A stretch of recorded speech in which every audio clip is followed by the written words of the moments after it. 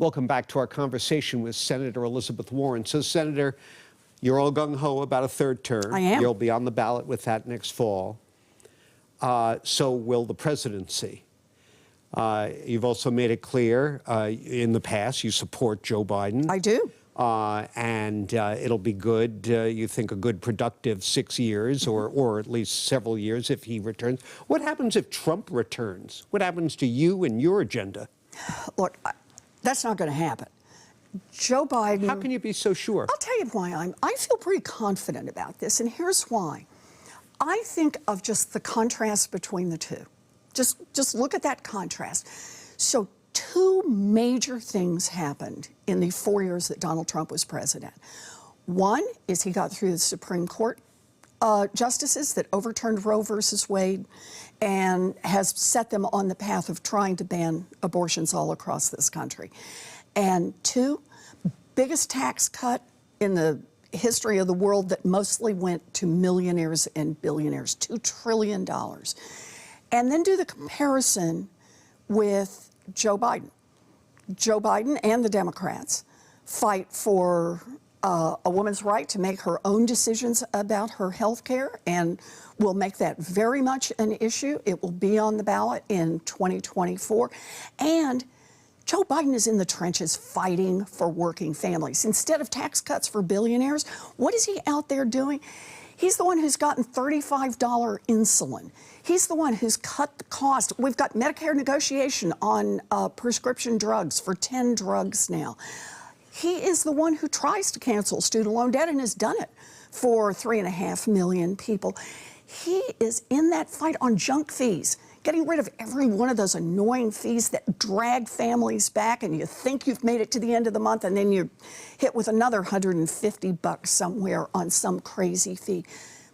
That's been Joe Biden's entire presidency. How can he strengthen middle-class families, working families in America? I think that contrast means he's going to get reelected. Well, how do you account for public opinion? And you know what I mean. I do, but I think public opinion, when you come down to the contrast between the two, I am out there fighting for Joe Biden because I truly believe his presidency is a strong presidency. He is a strong president. You've expressed a lot of alarm about the prospect of Trump coming back in and all of his plans for kind of undercutting civil service, that kind of thing. Do you think Nikki Haley would be any better?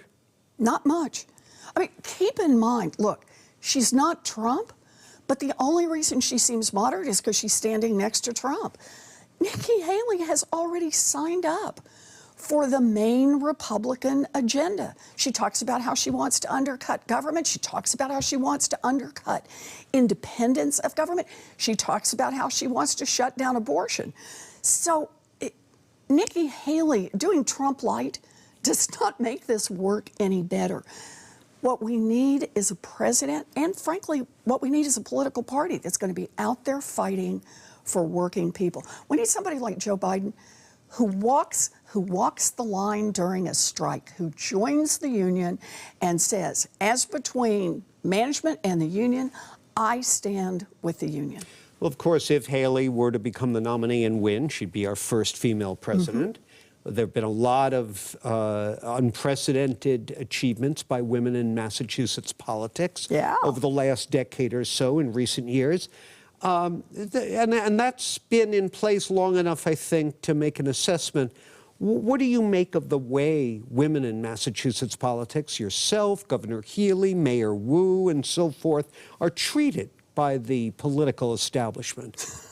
Come on, John, this is the ultimate no-win question. Because on the one hand, you can always say it's all the same, women get treated the same as men. And, well, I expect the truth, Senator. And half of the population will say, what planet are you living on? Yeah. On the other hand, if you say, no, not treated the same, then you're nothing but a whiner. And, you know, suck it up, baby, and do your job. So my view on this is we have some fabulous women here in Massachusetts in great leadership roles. You mentioned the governor, also the lieutenant governor, Kim Driscoll is fantastic. Look at our attorney general, Andrea Campbell. She is out there. You know what I love about her? She calls herself the people's lawyer, because that's what she's there to do. Mayor Wu, every single day, living her values and leading Boston in exactly the direction that she promised. So here's the part I want to look at for these women. I love their values, and I love the power with which they fight for them. That makes me feel good. We're just about out of time, but last time you were here several months ago, you were hot under the collar about the failure of the Biden administration to speed up the process of issuing work permits for the migrants who are here in this country, in our shelters, desperate for not just housing, but the opportunity to go out and work. What is the status of that situation? Okay, so let me give you the good news, bad news. Okay. Okay, and Secretary Mayorkas, you know, Homeland Security does all of our policy here. He recognizes my number because I call him every week about this.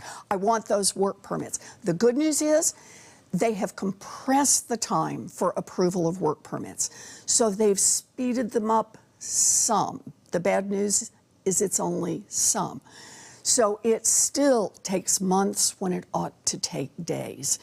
And so I just met with him a couple of weeks ago about this, pushing, here are 6 more ways you could speed this up and we could get people working.